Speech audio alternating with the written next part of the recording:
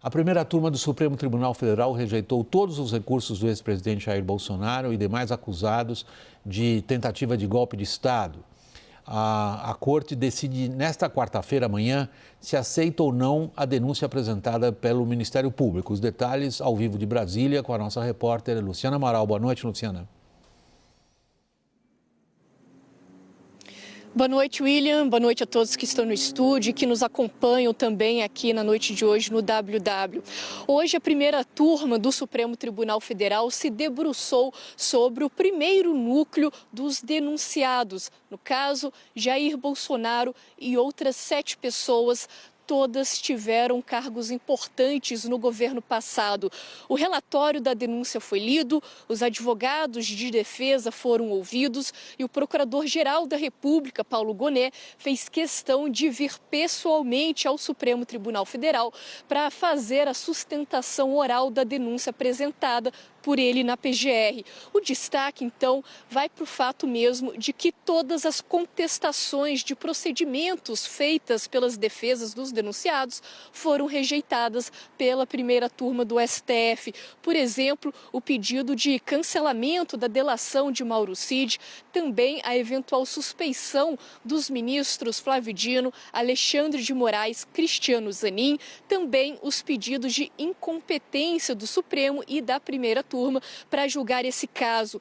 Tudo foi rejeitado por unanimidade, só teve um contraponto feito pelo ministro Luiz Fux. Ele defendeu que o Supremo não deveria julgar o caso por não ter autoridades hoje com foro entre os denunciados. Ele votou que o caso fosse ao menos para o plenário da Corte. O ex-presidente Jair Bolsonaro esteve pessoalmente no Supremo assistindo a toda a sessão ao longo de todo o dia. Ele fez questão de sentar na primeira fila, perto do advogado dele, César Bittencourt. E uma observação que eu faço aqui é que ele foi usando uma condecoração do Exército que ele recebeu em 2018. Ele não deu nenhuma declaração mais forte dentro do Supremo, nem na chegada, nem na saída, mas depois do término da sessão de hoje, ele foi às redes sociais. Ele criticou o Supremo com o que ele chamou de sequência de casuísmos mais escandalosa da história do judiciário brasileiro. Amanhã, então, a primeira turma do Supremo retorna com a sessão às 9h30 da manhã para analisar o caso com, aí sim, a votação sobre o recebimento ou a rejeição da denúncia da PGR, ou seja, se a ação penal vai ser aberta e se Bolsonaro e todos os outros 7 viram réus. Volto contigo no estúdio, William. Obrigado, Luciana. Boa noite para você aí em Brasília. Oscar Vilhena, como observador, eu não tenho formação na área jurídica, na sua área, só posso afirmar que, aparentemente, essa denúncia vai ser aceita sem a menor dificuldade. A defesa contestou tudo que se poderia contestar, me parece. Contestou do ponto de vista processual, contestou a capacidade de alguns dos integrantes do Supremo participarem desse julgamento, contestou o foro do julgamento e foi achatada em todas as suas pretensões. Isto é o caminho do julgamento ou você, como operador de direito, aguarda alguma surpresa? Boa noite. Não, eu não tinha nenhuma expectativa de surpresa, né? Inclusive o voto do ministro Fux, ele é um voto consistente com aquele que ele deu há 2 anos, quando ele foi contra essa mudança do foro do plenário para as turmas, para os julgamentos de natureza criminal, né? Então ele foi, acho que é correto, o ministro ele reproduziu o seu entendimento, tá? Mas o restante dos ministros tinha uma convicção clara de que o Supremo não pode ficar inundado, o plenário do Supremo, com questões criminais, como aconteceu durante o mensalão. E, portanto, que era mais racional que se transferisse para as turmas essa competência. Veja, e nesse sentido, não há por que você fazer uma mudança, aí sim seria um casuísmo, né? Veja, isso tem uma vantagem, porque alguns dos agravos, algumas das discussões de natureza processual, eventualmente poderão subir para o plenário para uma discussão que dará, vamos dizer, um segundo grau para alguma dessas questões. Então, eu vejo que um julgamento está em marcha. É um julgamento, vamos dizer, histórico, no sentido de que todos os golpes e tentativas de golpes que nós assistimos no Brasil desde o início da República, portanto, há mais de um século, jamais houve uma sanção àqueles que ameaçaram a ordem constitucional, né? Eles nunca, eventualmente, foram anistiados, eventualmente sequer houve qualquer tipo de processamento. Então, isso é uma inovação, e uma inovação que decorre, sobretudo, da adoção, em 2021, de uma lei de defesa da democracia, como a Alemanha estabeleceu depois da Segunda Guerra, como Portugal estabeleceu depois do período salazarista.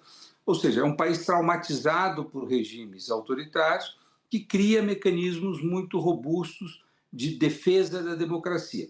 Então, eu acho que esse é um momento inovador. Evidente que é um julgamento cercado de dificuldades, como você muito bem falou, um julgamento que não é político exclusivamente, porque ele é guiado por normas jurídicas, mas que tem consequências jurídicas enormes, consequências políticas enormes, né?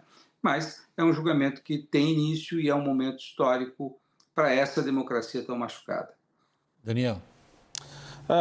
Professor Oscar Vilhena, boa noite. Hoje, um dos advogados de defesa que se manifestou no plenário da primeira turma, o José Luiz de Oliveira Lima, fez uma consideração que chamou muito a atenção. Disse ele o seguinte: ao longo desse processo todo, a Polícia Federal produziu 115 mil páginas de documentos, 2.000 gigabytes, e eu aqui, falando como advogado de defesa, não tive acesso ao celular do meu cliente, não tive acesso ao computador do meu cliente, as mensagens trocadas por ele. Não importa exatamente se Braga Neto é culpado, se não é culpado, isso será decidido mais adiante. Mas o que importa é que o direito de defesa, ele pode ser exercido na sua integralidade pelos advogados que se manifestaram hoje? Olha, sem dúvida nenhuma, você tem aí dois excelentes advogados que estão defendendo tanto o ex-presidente Bolsonaro, como o candidato a vice-presidente, né, e que estão exercendo esse direito de defesa, questionando, inclusive, se todo esse arcabouço que foi produzido pelo Estado é um arcabouço que tem a disponibilidade necessária. Então, vamos ver como é que funciona o processo penal, né? O processo penal cumpre ao Estado fazer a investigação, né? A ele cumpre o ônus de provar. Portanto, é uma obrigação dele de provar. Tá? E isso vai se dar através de uma investigação, do trabalho do Ministério Público, do trabalho da Polícia Federal. E aos advogados cumpre defender e, eventualmente, questionar a própria natureza, a qualidade, a robustez dessas provas. E, portanto, eles precisam ter acesso a essas provas, né? Evidente que nós temos que verificar o que foi passado, né? Se é pertinente que questões relevantes foram não encaminhadas aos advogados, ou se o volume das provas, dada a complexidade do caso, transformou a vida dos advogados, assoberbou a vida dos advogados, de forma que eles não conseguem ter o domínio completo. Isso é algo comum em processos de grande complicação e, evidentemente, eu, que sou um defensor radical do devido processo legal, o que a gente tem que estar atento, né? Que se de fato, apurasse de fato, e é por isso que me parece importante que ocorra numa das turmas e não no plenário, que caso haja uma falha procedimental, caso haja uma percepção realmente da ocorrência disso, que isso possa ser levado a um segundo estágio no Supremo. É isso? Professor, o William fala aqui no seu texto de abertura, né, que provavelmente esse processo ele pode até ter um fim jurídico, mas não terá um final político, né? Ele vai continuar tendo repercussões. A gente está tendo um pouco o gosto disso com as revisões da Lava Jato, mas as revisões da Lava Jato estão se dando, abrindo aí a jurisprudência, vamos dizer assim, de revisões dessa magnitude, no momento em que o STF perde apoio da sociedade, tem vários questionamentos sobre essa atuação. O que significa para a rigidez institucional do STF o risco dessa onda revisionista de tudo que vai sendo julgado e vai sendo revisto e desfeito? Olha, é muito ruim, Thaís, eu concordo com você integralmente. Quer dizer, o julgamento da Lava Jato, né, que não se deu no Supremo Tribunal Federal, mas que se deu, em alguma medida, com vamos dizer, o apoio do Supremo Tribunal Federal, até porque os recursos que lá chegavam não geraram uma mudança de conduta, uma determinação por parte do Supremo que a conduta do ministro, do juiz Moro, fosse alterada, né?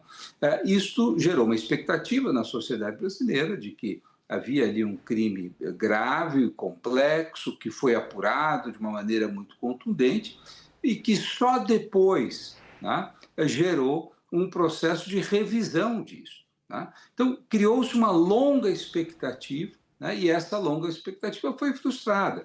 Evidente que foi frustrada por uma série de motivos, né?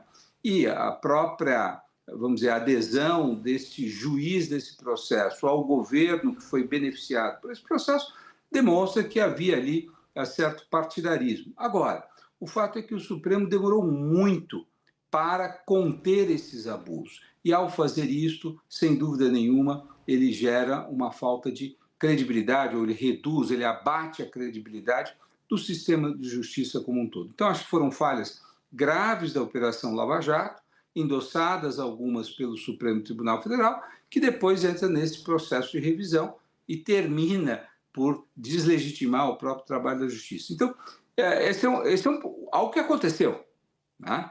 E que, eventualmente, poderá acontecer no futuro. Por isso é que eu tenho dito que o Supremo tem que zelar para que esse processo, que já tem, vamos dizer, uma carga política enorme, ele se dê o mais dentro de todos os limites e rigores da lei, o que não é fácil, né? Porque nós estamos falando de um processo que trata de uma lei nova, de 2021, que não foi testada ainda, trata de um ambiente altamente polarizado e onde o juiz foi, em grande medida, vamos dizer, o alvo de desestabilização, né? Como nós estamos assistindo agora nos Estados Unidos, assistimos na Turquia, na Hungria, na Venezuela. Uma das estratégias de muitos políticos extremistas é atacar, inclusive preventivamente, o judiciário. Ataca-se, porque sabe que quando vier a responsabilização, o judiciário será acusado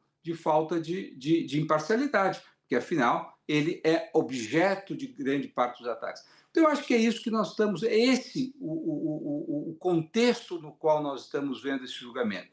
Nós não podemos deixar que o réu manipule a jurisdição, escolha o juiz, né, construa estratégias para abater a credibilidade do juiz e, por outro lado, não podemos deixar que o juiz use de maneira inadequada a sua jurisdição em retaliação aos réus. Então, é um ambiente muito difícil de navegar. Eu sou muito grato, Oscar Vilhena, a você, como cientista político e jurista, pela forma como você foi ao cerne da questão nessa sua intervenção. Você está nos dizendo, e se eu interpretar você de forma injusta, você, por favor, me corrija imediatamente, você está dizendo a nós e à audiência que nós estamos em águas nunca antes navegadas. Porque nós temos a instituição que foi, durante um bom tempo, alvo de ataques de uma corrente política, julgando agora essa corrente política. E algo que você deixou claro na sua intervenção é o endosso da norma legal. Porém, parecem haver argumentos sólidos por parte da oposição dizendo que é exatamente essa norma legal, o devido processo, como você mesmo ressaltou na sua resposta anterior, que está sendo deixado de lado pela instituição que, tendo sido atacada, agora tem a oportunidade de dar um troco do ponto de vista político nas correntes que a atacaram. Então a pergunta para você, Oscar, é a seguinte: nessas águas nunca dantes navegadas, que você mesmo descreveu, muito bem descrito, aliás, que chance a gente tem de realmente ver um processo que seja visto pelas pessoas como um processo justo, pode desagradar quem seja, ou nós teremos uma narrativa em cima da narrativa, em cima da narrativa, algo que nunca vai acabar? Olha, William, Eu acho que nós corremos o risco, né, de ser um conflito de narrativas. Né? Por quê? Porque nós vivemos num mundo extremamente polarizado e porque é uma estratégia de transformar o judiciário num ator político e num ator a ser combatido. Eu acho que o exemplo americano tem nos deixado claro, quer dizer, cada medida que os tribunais americanos têm impugnado do Trump gera uma reação, por exemplo, por parte dele e do seu assessor Musk, de que todos têm que ser impeachmentados. Né? E a própria candidatura do presidente Trump era uma candidatura antijudiciária. Né? Então, veja, o polo político foi construído, de certa maneira, por atores políticos que querem desautorizar o Estado de Direito, o sistema constitucional, os limites constitucionais. Então, ele tira o judiciário da sua posição de passividade. Em alguma circunstância, isso aconteceu no Brasil também. Quer dizer, nós lembramos, desde antes da eleição, de que bastava um soldado e um jipe para fechar o Supremo. Na medida em que, na pandemia, o Supremo pôs limites, se disse que não iam obedecer às decisões do Supremo. Vários dos seus ministros passaram a ser objetos de críticas pessoais. Né? Então, na realidade, construiu-se esse ambiente. A minha preocupação, e eu queria frisar isso, né, é de que nós temos que tomar um cuidado, primeiro, que é não deixar que a jurisdição e a aplicação da lei do Brasil seja manipulada pelo réu. Né? Então, pensa numa cidade pequena, o réu que eventualmente cometeu um crime, ele começa a atacar o juiz para que o juiz não seja habilitado a julgá-lo. Então, esse tipo de manipulação, acho que é a primeira coisa que nós temos que fazer. Né?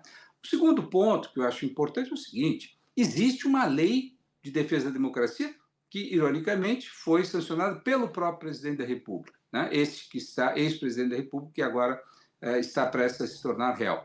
E nessa lei, que é uma lei muito pequena, que substituiu a Lei de Segurança Nacional, tem lá tipos penais muito claros. Quer dizer, conspirar contra os poderes, com a tendência de abolir o Estado Democrático de Direito, a tentativa de golpe e a incitação aos militares. Veja, é isso que nós também temos que não perder de vista. Estes fatos precisam ser apurados? Eu diria sim.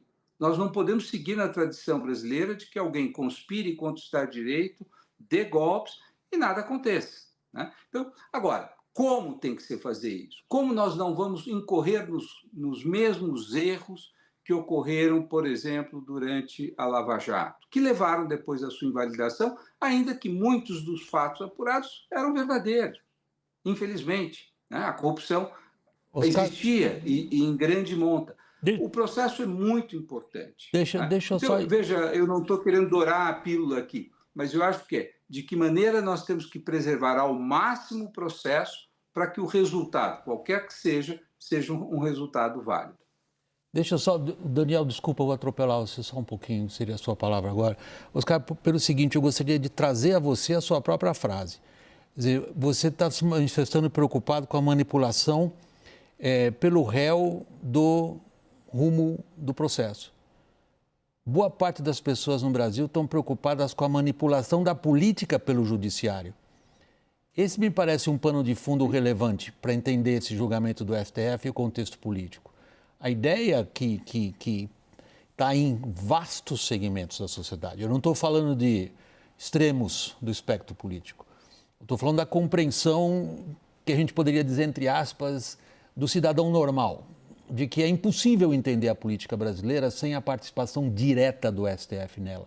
E que, portanto, esse julgamento é a continuação da interferência na política brasileira por normas jurídicas. É isso que eu gostaria de ouvi-lo. Não, você tem toda a razão. Veja, eu tenho dito isso há 35 anos, né, da proeminência que o Supremo passou a assumir no sistema político brasileiro. Mas é interessante a gente olhar alguns fatos. 93% das ações diretas de inconstitucionalidade propostas do Supremo foram propostas nos últimos 4 anos por quem? Pelos partidos políticos. Tá? Por quê? Porque o Congresso Nacional não tem sido capaz de criar consensos que estabilizem a política. Aqueles que se sentem derrotados recorrem ao Supremo. Então, parte da politização do Supremo ela é provocada eu diria, ou por incapacidade do sistema político de criar consenso, ou por omissão do sistema político se acovarda face a algumas decisões, principalmente essas decisões de natureza moral, onde o Supremo, de fato, avançou. Por quê? Porque o sistema político não decide, né? Nós temos mais de 1.500 processos criminais relacionados à atuação de parlamentares. Puxa, deve ter algum problema com a prática exacerbada de crimes pela classe política. Então, veja, o Supremo eventualmente avança. Tem que ser criticado? Tem. Eu sou o primeiro a criticar isso. Agora, nós temos que entender que isso é uma relação de poderes. Isso não é fruto do ato de um autor, independentemente do outro. Então, quando o Executivo se fragiliza e não consegue tomar certas decisões, e o Legislativo toma decisões que não são consensuais, isso gera conflito. Então, a sociedade brasileira, como se, vamos dizer, ela entrou num processo de conflito muito extremado, e isso é levado ao juiz. O juiz não pode dizer, bom, eu não vou decidir sobre o orçamento, eu não vou decidir sobre a união de pessoas do mesmo sexo, eu não vou decidir sobre as pessoas que não estão sendo vacinadas. Isso é levado ao Supremo, né?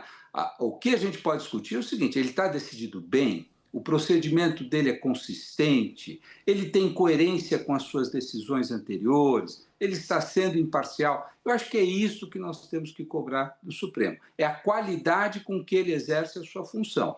Agora, infelizmente, a quantidade de atribuições que lhe foi dada foram dadas pelos políticos. Foi a Constituição de 88 que transferiu, foi a Emenda 45 que ampliou os poderes do Supremo, né? Então, eu gostaria realmente de que a gente olhasse isso pelo ângulo da relação entre a política e o direito e o modo como a política foi transferindo para o Supremo, delegando para o Supremo uma série de atribuições.